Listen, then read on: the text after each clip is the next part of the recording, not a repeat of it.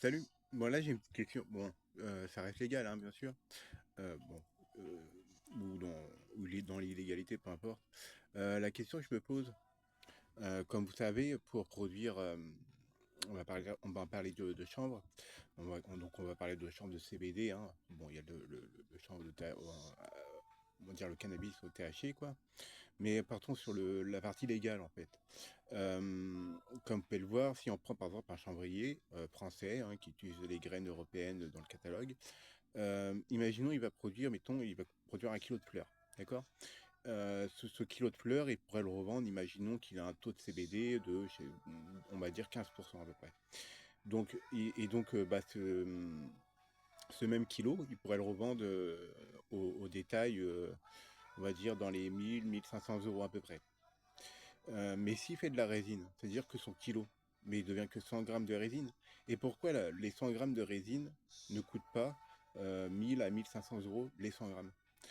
Moi, ce que j'arrive pas à comprendre, c'est parce que la résine, bah, c'est un concentré de CBD ou de THC. Et donc, bah, en fait, il faut 10 fois plus de fleurs pour produire, mettons, il faut 10 grammes de fleurs pour produire 1 gramme de résine. Et donc, pourquoi le prix du gramme de résine ne vaut pas le prix des 10 grammes de fleurs? Donc, la question que je me pose, euh, c'est pas rentable, en fait, de faire de la résine, en fait, au final. En tout cas, moi, ce que je comprends pas, c'est qu'au Maroc, ils font des pains de 30 kilos, je crois que c'est à peu près 30 ou 35 kilos. Euh, Pourquoi ils vendent pas leurs fleurs? Peut-être que leurs fleurs sont pas de très bonne qualité, mais pourquoi le prix de la plaquette de 100 grammes ne coûte pas le prix de 1 kilo de fleurs? Et donc, la question que je me pose, bah, c'est plus rentable de vendre des fleurs que vendre directement de la résine, en fait. Après, bon, il y a certains sites, par exemple, qui vont te vendre des plaques à 50% de CBD à 300, 350 € de la plaquette, en légal, hein, bien sûr, comme CBDO, par exemple, ou même Akana, on peut trouver des bonnes résines. Euh, et pourquoi ça vaut pas le prix du kilo, en fait, de fleurs? C'est ça que je comprends pas. Après, il y a certains sites qui vont vendre le gramme à 10 € le gramme de résine. Mais en tout cas, une chose est sûre, c'est que bah, le prix, il est pas.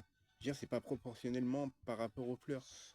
1 kilo de fleurs, mettons, il faut entre 1 kilo et 1,5 kg de fleurs pour produire 100 grammes de résine.